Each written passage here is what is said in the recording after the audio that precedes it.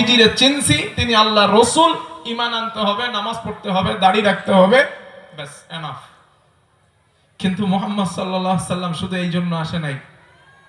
তিনি এসেছেন পৃথিবীর অশান্তিময় যুক্ত মধ্যে থাকা মানুষগুলাকে শান্তির উপরে প্রতিষ্ঠিত করতেই। তিনি এসেছেন আধারে মধ্যে নিপতিত মানুষগুলাকে বার করে আলোর দিশা দেখাতেই, পৃথিবীর অসচেতন ব্যক্তিগুলাকে সচেতনের আলো দেখাতেই মুহাম্মদ সাল্লাল্লাহু আলাইহি সাল্লাম পৃথিবীতে আসছেন। কথা বুঝে আসছে আমার? তাহলে মুহাম্মদ সাল্লাল্লাহু আলাইহি সাল্লাম ডেভেলপমেন্ট করানোর জন্য আসছেন শুধু মুসলমান না সর্ব ধরনের মানুষের জন্য? জোরে বলেন, জোরে বলেন। সকলের জন্য মুহাম্মদ সাল্লাল্লাহু আলাইহি ওয়াসাল্লাম হলেন সুপারম্যান অফ দা ওয়ার্ল্ড। তাহলে আমরা আল্লাহ পেলাম আমাদের জন্য না সবার জন্য, নবী পেলাম শুধু আমাদের অনলি আমাদের জন্য না সবার জন্য। এখন কোরআন যেটা, এটা কি আমাদের জন্য শুধু না? কোরআনের ব্যাপারে বলা হয়েছে হুদাল্লিল নাস, হুদাল্লিল নাস। আল্লাহ বলেন এই কোরআন পৃথিবীর ওয়ার্ল্ড সমস্ত মানুষের জন্য, জাতি ধর্ম বর্ণ নির্বিশেষে সকলের জন্য এই কোরআনকে আমি আল্লাহ হেদায়েতের কিতাব করে নাজিল করেছি। সুবহানাল্লাহ। তাহলে কোরআন শুধু মুসলমানের না, এটা সমস্ত ধর্ম সমস্ত বর্ণের মানুষের জন্য শিক্ষা ডেভেলপমেন্টের কিতাব। এবার एग्जांपल নেন। আচ্ছা মা বোনেরা, আমার কথা প্লিজ একটুখানি মন দেন, অ্যাটেনশন প্লিজ, আমার কথা একটু মন দেন। পিছনে আমার মা বোনদের জায়গা হচ্ছে না বসার। যদি আপনারা একটু সামনে চেপে চেপে আসেন, যিনি যেখানে আছেন একটু সামনে যদি চেপে আসেন তো আমরা অনেক উপকৃত হব। আমার মহিলা বোনদের বসার জায়গা হচ্ছে না, প্লিজ মা বোনের আপনারা একটু সামনে সরে আসুন। ভাই মনোযোগ দেন আমার দিকে। তো কোরআন পৃথিবীতে মানুষকে ডেভেলপমেন্ট করার জন্য আল্লাহ তাআলা দিয়েছেন। কথা তো বুঝে আসছে না? 2 নাম্বার আরেকটা কথা শোনেন। আমরা যখন নামাজ পড়ি, এই যে এশার নামাজ পড়লাম না আমরা মসজিদে, অনেকে পড়ছি তো, ইমাম সাহেব হুজুর দোয়া করছিল না, রব্বানা আতিনা ফিদ দুনিয়া হাসানা ওয়া ফিল আখিরাতি হাসানা ওয়া কিনা, বলেন বলেন, আযাবান নার। এই যে দোয়াটা আমরা করি সবার মুখস্থ আছে না? এই যে দোয়াটা করি, দোয়াটার অর্থ মিনিং এটা কি জানছি কোনোদিন? চিন্তা করছি যে রব আমাদের এটা কি শেখাচ্ছেন? আল্লাহরে বলছি রব্বানা, হে আমাদের রব, আতিনা ফিদ দুনিয়া হাসানা, আপনি আমাদেরকে দুনিয়াতে হাসানা দেন, ওয়াফিল আখিরাতি হাসানা, এবং পরকালে হাসানা দেন, ওয়া কিনা আযাবান নার, আপনি জাহান্নাম শাস্তি আযাব থেকে বাঁচান। এই যে দুনিয়াতে হাসানা চাইছি, মসজিদে দোয়া করছি আল্লাহ দুনিয়াতে হাসানা দেন। এই মসজিদ থেকে বার হয়ে চায়ের দোকানে বসলাম, এক হাতে বিড়ি আর এক হাতে চায়ের গ্লাস টান দেয় আর ফুদাই দেখে ফুজাই কদ্দুর। আল্লাহ বলে পাগলের কাজ দেখো, মসজিদে বসে আমার কাছে হাসানা চাই আর বাইরে এসে মূল্যবান সময়গুলো নষ্ট করছে। আবার বলে আল্লাহ আমারে হাসানা দেন। কেমনে হাসানা দিবেন আল্লাহ? আরে পৃথিবীর হাসানা মানে ডেভেলপমেন্ট, পৃথিবীর হাসানা মানে অর্থশালী হওয়া, পৃথিবীর হাসানা মানে ইয়াকিন ঈমানের উপরে প্রতিষ্ঠিত থাকা, পৃথিবীর হাসানা মানে নিজেদের ইজ্জত নিজেদের সম্মান এগুলোর উপরে প্রতিষ্ঠিত হওয়া, জাতির সামনে নিজেকে প্রতিষ্ঠিত করা, এটার নাম হলো দুনিয়ার হাসানা। তো এই হাসানা পেতে গেলে কুছ হাসিল করনে কে লিয়ে কুছ খোনা পড়তা है। এই হাসানা পেতে গেলে তো নিজেদেরকে একটু চেষ্টা করতে হবে। কিছু না করলে জয়ের ধ্বনি শোনা যায় না, এটা মনে রাখেন। কিছু না করলে জয়ের ধ্বনি শোনা যায় না। জয়ের ধ্বনি শুনতে হলে অনেক কঠোর পরিশ্রমের মধ্য দিয়ে শুনতে হয়। কথা বুঝে আসছে আমার? কোরআন আল্লাহ দিলেন আমাদেরকে পৃথিবীতে হাসানার উপরে প্রতিষ্ঠিত থাকার জন্য, আর আমরা কোরআনটারে বানায় ফেলছি খতমের কিতাব, কোরআনটারে বানায় ফেলছি ঝাড়ফুঁকের কিতাব, কোরআনটারে বানায় ফেলছি তাবিজের কিতাব। আল্লাহ বলে এজন্য কোরআন দেই নাই। এটা নিয়ে গবেষণা করো, চিন্তা করো, রিসার্চ করো, ভাবনা করো, পড়াশোনা করো, তোমার সফলতা পৃথিবীতে আসবে ইনশাআল্লাহ। মান জাদ্দা ওয়াজাদা, যে চেষ্টা করে সে কখনো বিফল, জোরে বলেন, বিফল হয় না। আধারে ভয় পেও না, আলো আছে আড়ালে, অন্ধকার পালিয়ে যাবে নিজেরা একটু উঠে দাঁড়ালে ইনশাআল্লাহ। একটু প্রচেষ্টা করতে হবে। এবার কিছু দৃষ্টান্ত নেন। কোরআনুল কারীম আল্লাহ তাআলা বলেন, আজ যেহেতু সায়েন্স নিয়ে আমি একটু বেশি কথা বলার দিকে একটু অগ্রসর হচ্ছি, কারণ যুবক শ্রেণীর ভাইয়েরা এখানে বেশি আছেন এবং এখানে বিভিন্ন ধর্ম অবলম্বী মানুষ আছেন। কোরআনটা কি এটা আমি একটু বোঝাই আপনাদের, শুধু খতমের কিতাব, ফতোয়ার কিতাব না। হ্যাঁ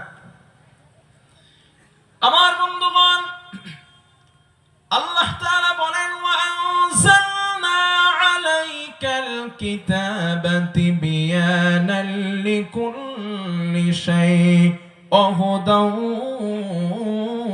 ওয়া রাহমাহ। জোরে বলেন আল্লাহু আকবার। আল্লাহ তাআলা বলেন, গোলাম আমি তোমাদের রব, যেই কোরআনকে আমি নাজিল করলাম, যেই কোরআনকে আমি পৃথিবীর জমিনে দিলাম, নবমণ্ডল ভূমণ্ডল আসমান জমিন এর মাঝখানে যা কিছু আছে সবগুলাকে আমি আল্লাহ পাক ব্যাখ্যা স্বরূপ কোরআনুল কারীমের মধ্যে দিয়ে দিয়েছি। জোরে জোরে বলেন সুবহানাল্লাহ। সবগুলো আছে। কি লাগবে তোমার? আকাশ, জমিন, নবমণ্ডল, ভূমণ্ডল, সায়েন্স, কি লাগবে আপনার বলেন? Galaxy, black hole, solar system যা আছে সবগুলার ব্যাখ্যা রব কোরআনে দিয়েছেন। এই জন্যই তো বর্তমান বিজ্ঞানরা এটা স্বীকার করেছে, সায়েন্টিফিকেটস ইন দা হলি কোরআন। এই কোরআনের সব কথাই বিজ্ঞান সম্মত কথা। সুবহানাল্লাহ। আমার কাছে একটা কিতাব আছে, কিতাবটার নাম আল ফ্রম সায়েন্স। এই কিতাবটা আমি লকডাউনের আগে বাংলাদেশে একটা প্রোগ্রাম করতে গেছিলাম ঢাকায়। ওখানের এক লাইব্রেরি থেকে আমি কিতাবটা সংগ্রহ করেছিলাম। ওই কিতাবের মধ্যে একটা মজার তথ্য দিয়েছে, লেখা হয়েছে আমেরিকার একজন আলিম, খুব দক্ষ আলিম, উনি আমেরিকার বিজ্ঞানীদের গবেষণাগারে প্রবেশ করেছে। ওখানে কিন্তু যেন কোনো মানুষকে অ্যালাউ নেই, কিন্তু ওনাকে অ্যালাউ করা হয়েছে। উনি প্রবেশ করলেন, প্রবেশ করার পরে দেখলেন ওখানে অনেকগুলা বিজ্ঞানী বসা, সামনে টেবিলের উপরে একটা বই রাখা আছে। উনি প্রথম মনে করলেন যিনি যে ধর্মের মানুষ তার বই হয়তো রাখা আছে, এটা মনে করলেন। কিন্তু কাছে গিয়ে দেখলেন, আশ্চর্য হলেন যে ওই বইগুলা অন্য কোনো বই নয়, আল্লাহর কোরআন ইংলিশ ভার্সনে তাদের প্রত্যেকের সামনে এক একটা করে রাখা আছে। আলেম বলেন, আমি চিন্তা করলাম এখানে যারা বসে আছেন, কেউ খ্রিস্টান, কেউ নাস্তিক, কেউ ইহুদি, কেউ মাজুসি, বিভিন্ন ধর্ম অবলম্বী মানুষ, কিন্তু প্রত্যেকের সামনে ইংলিশ ভার্সনে কোরআন কেন রাখা? আশ্চর্য হয়ে গেলেন, জিজ্ঞেস করলেন, আপনারা কেউ হিন্দু, কেউ মাজুসি, কেউ নাস্তিক, বিভিন্ন ধর্ম অবলম্বী মানুষ, আপনাদের সামনে আপনাদের ধর্ম গ্রহণ তো থাকার কথা ছিল, আপনারা কোরআনটা কেন রাখলেন? বিজ্ঞানীরা জবাব দিয়ে বললেন, ও আলিম, আপনারা তো কোরআনের মধ্যে শুধু ফতোয়া খুঁজতে ব্যস্ত হন, আর আমরা কোরআনের মধ্যে ফতোয়া খুঁজি না। আমরা যেখানে আবিষ্কার করতে আটকে যাই, যেখানে গবেষণা করতে আটকে যাই, ওই জায়গায় আমরা কোরআনের সহায়তা নেওয়ার জন্য এগিয়ে যাই। আল্লাহর কোরআনের সহায়তায় আমাদেরকে আমাদের উচ্চ শিখরে পৌঁছে গিয়েছি।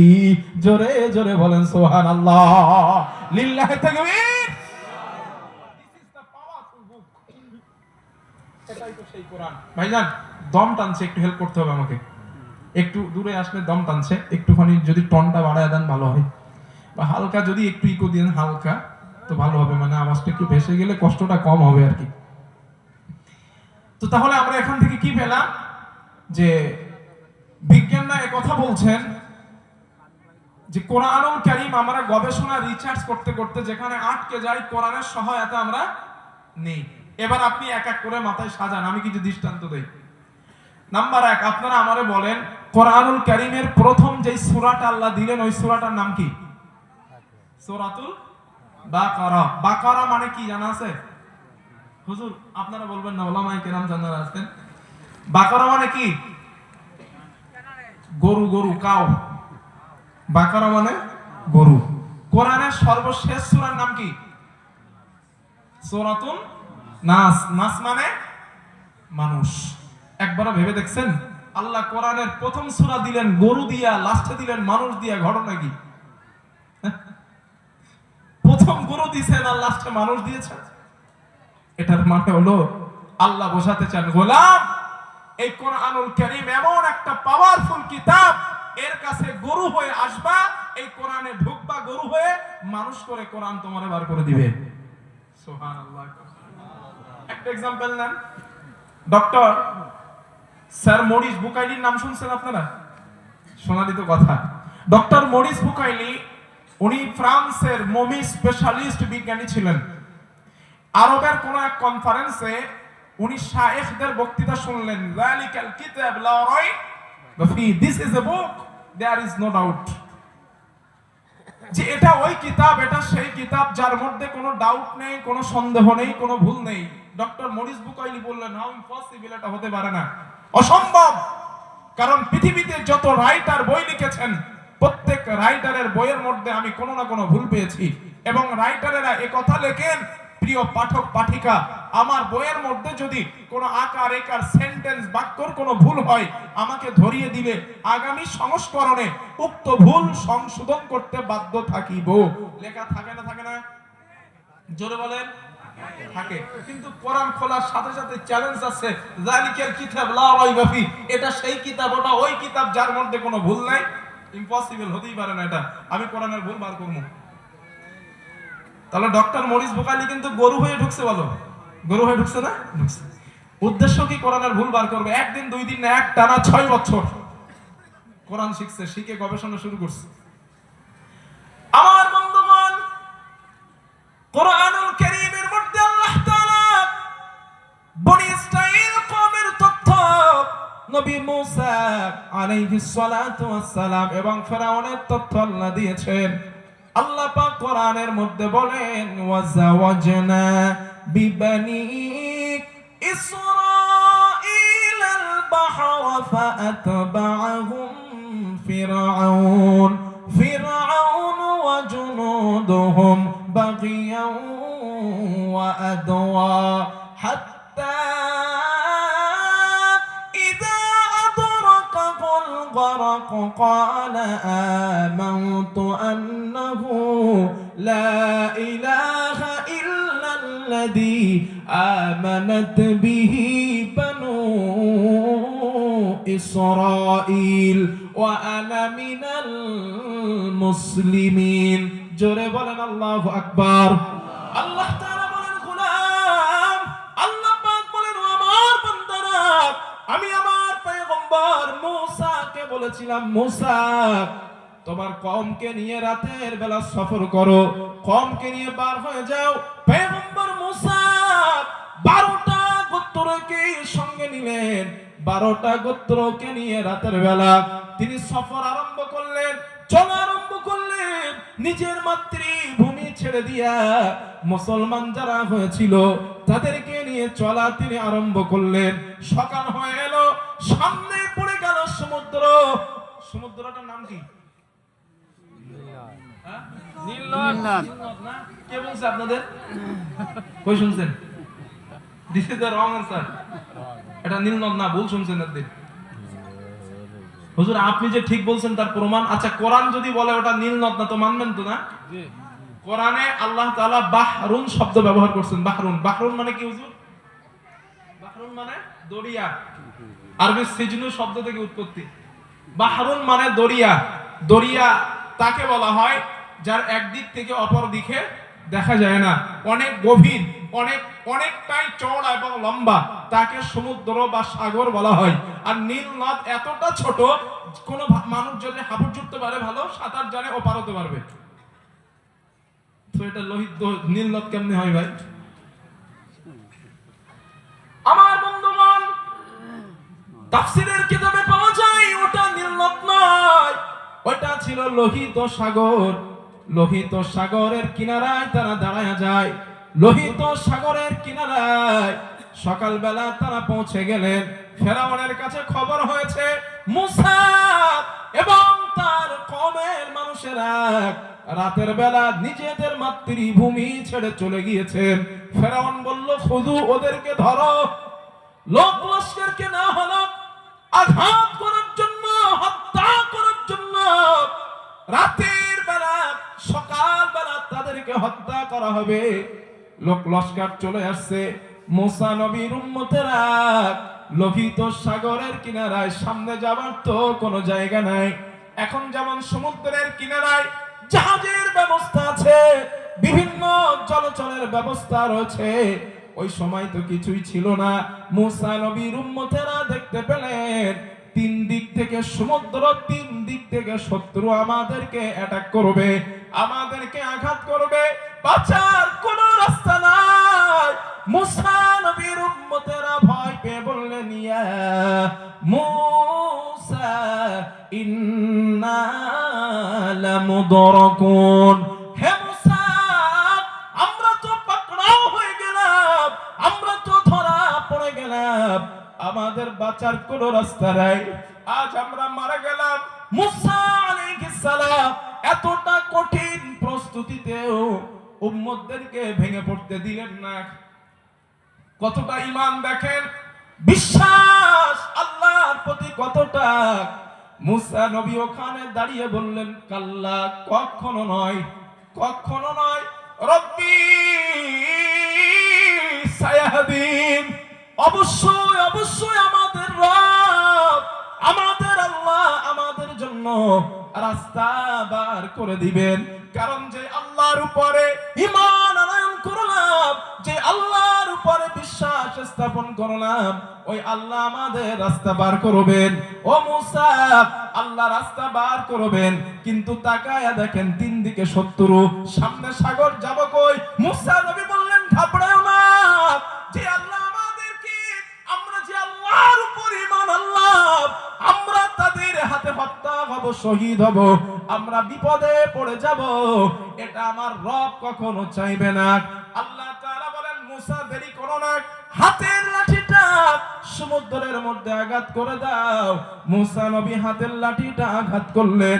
তাফসীরের মধ্যে পাওয়া যায় একটা দুইটা না, 12টা গোত্রের জন্য আল্লাহ 12টা রাস্তা বানায় দিলে। এখান থেকে একটা সায়েন্স নেন, বিজ্ঞানের থিওরি। 2500 বছর, 3000 বছর পার হয়ে গিয়েছে, যেই যুগে কোনো ক্রেন ছিল না,